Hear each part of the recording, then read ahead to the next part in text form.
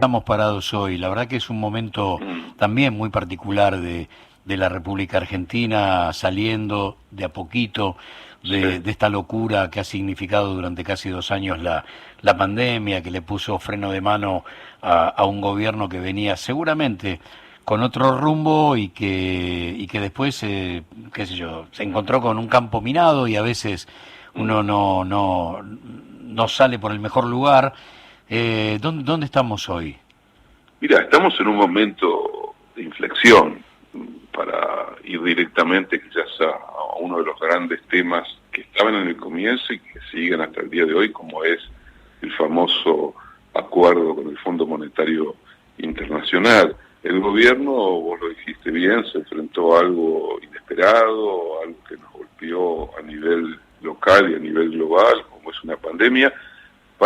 que ha dejado marcas muy profundas en la vida individual y en la vida social que todavía están por verse, sus consecuencias, su impacto.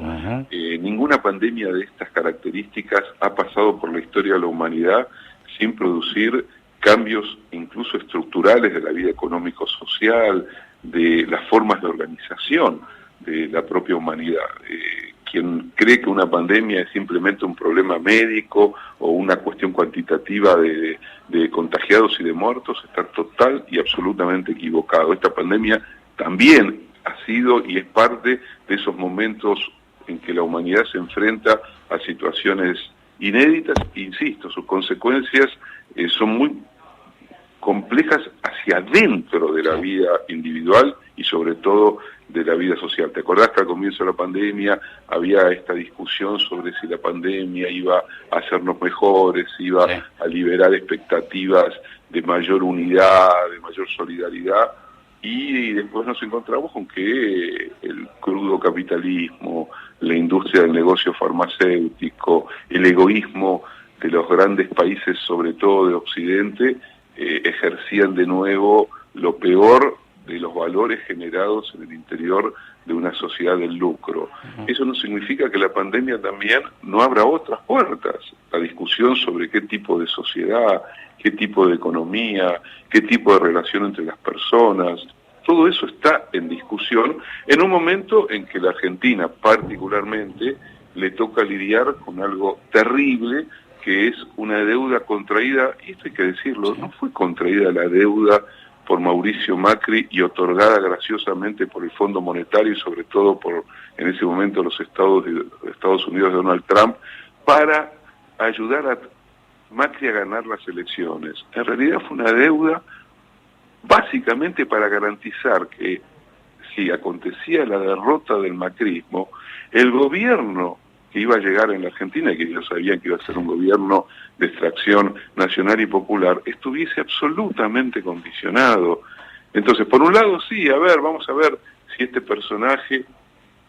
puede lograr que no le estalle todo en las manos y llegar a las elecciones con alguna chance, pero sobre todo condicionemos, impidamos, limitemos lo que puede ser una Argentina de nuevo en una América del Sur que desafíe la mirada del patio trasero que tiene sobre América Latina Estados Unidos. Entonces hay que leer el endeudamiento como lo fue durante la dictadura militar, como lo fue también durante los 25 años que fue el ciclo del 76 al 2001, donde el endeudamiento fue un proceso de condicionamiento sistemático de cualquier proyecto alternativo en la Argentina. Lo supo Alfonsín casi inmediatamente de subir al gobierno y lo supo su ministro Greenspan, que dijo me bajo los pantalones como una metáfora brutal de lo que significaba el Fondo Monetario en nuestro país. Y lo supo Néstor Kirchner cuando pudo tomar la decisión de sacarse al Fondo Monetario de encima, pagando en ese momento conjuntamente con Lula la deuda que se tenía con el fondo. Y de nuevo, el fondo, el Banco Mundial, la estructura financiera del neoliberalismo en los últimos 40 años ha hecho del endeudamiento el mecanismo para someter, para impedir y para limitar cualquier proyecto alternativo. Es una bomba de relojería que estalla continuamente, precisamente en los momentos en que aparecen gobiernos con alguna chance de ir para otro lado. Bueno, ahí vuelve a estallar la bomba del endeudamiento. Frente a eso había que hacer algo. Yo creo que cuando se construye el Frente de Todos, cuando Cristina toma esa decisión estratégica que primero nos sorprendió muchísimo a la mayoría de nosotros, hasta que comprendimos el sentido de esa decisión, que fue precisamente armar la fórmula presidencial con Alberto a la cabeza y ella poniéndose en segundo lugar, comprendimos que Cristina nos estaba diciendo, y lo planteaba, vos te acordarás en aquel video, sí, que Argentina se enfrentaba a una situación muy dura, muy difícil, y que para ganarle al macrismo, por un lado, había que consolidar la unidad del peronismo prácticamente en su totalidad, pero que a su vez iba que ese gobierno tener que encarar una situación muy, muy grave, porque la destrucción sistemática que significaron los 4 años de macrismo no se resuelven de un día para el otro. En ese contexto también hay que leer qué puede llegar a pasar. Y si le agrego, y te dejo, porque estoy quiero que hablando demasiado, si agrego que la expectativa que tenemos todos de un triunfo de Lula en Brasil, sí, claro, que está cerca, que es muy posible, también ahí la región, y después de lo que significó el triunfo y ahora la asunción el próximo 11 de marzo de Boric en Chile, y lo que puede ser también, ¿por qué no?, en una de esas un triunfo de Petro en Colombia, eso abre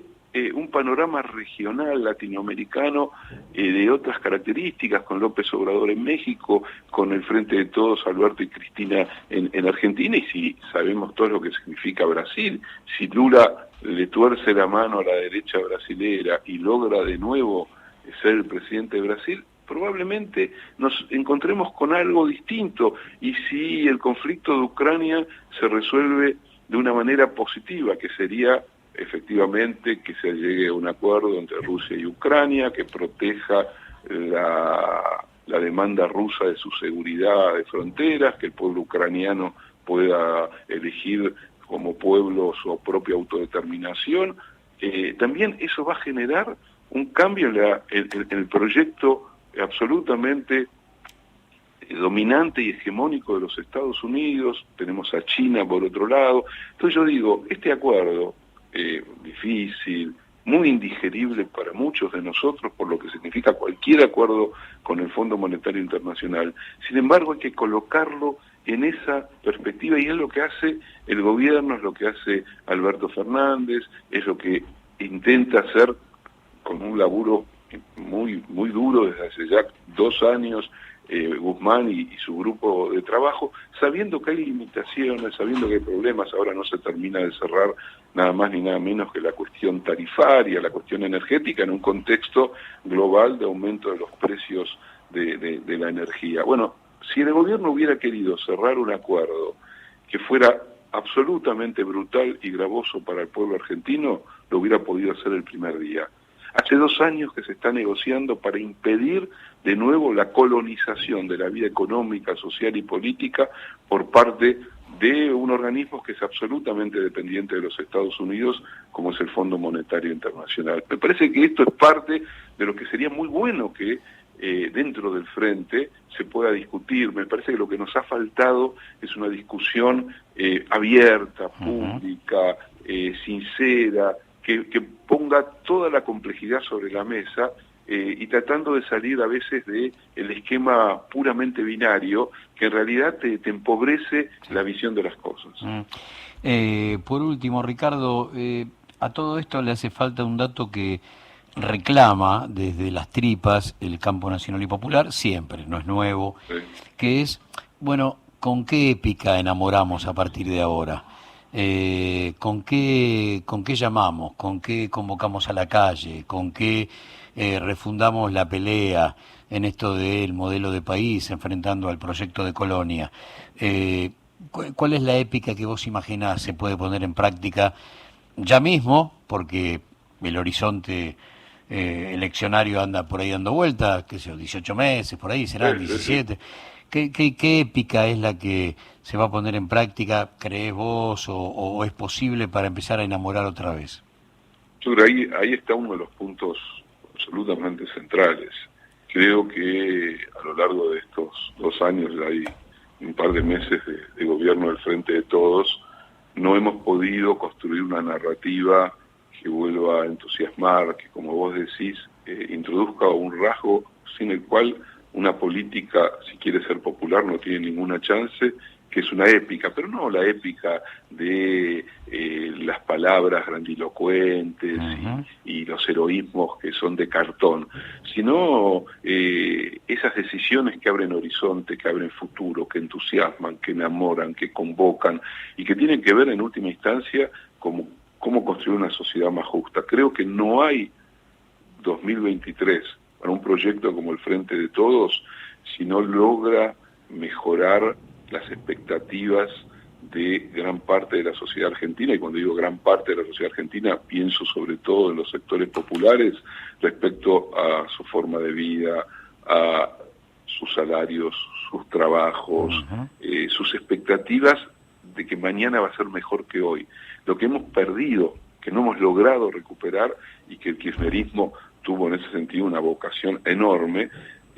fue precisamente la idea de que cada día se podía mejorar un poco, pero no a costa de tachar de una vez y para siempre nuestra memoria histórica, sino creando un puente de ida y vuelta entre una reinterpretación profunda y enriquecedora de nuestra memoria histórica y un presente activo de transformaciones. Me parece que si se sella y se cierra en principio la página del acuerdo con el Fondo Monetario Internacional, la obligación absoluta del gobierno es no solo construir una narrativa reparadora en términos de discurso, sino ir claramente hacia un mejoramiento de la vida económica, social del pueblo argentino, mejoramiento de los salarios, mejoramiento de las jubilaciones, freno de la inflación, un control de la desmesura con la que los grandes grupos económicos buscan siempre devorarse todo. Si no hay decisiones de esa naturaleza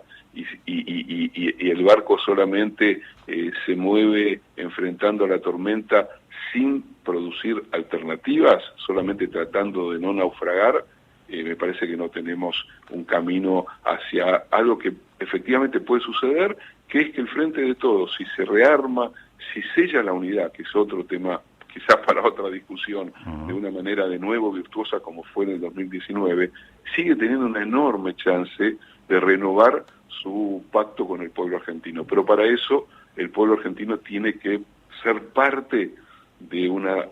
refundación y reconstrucción y recuperación de la vida social dañada. Ricardo, gracias por este ratito.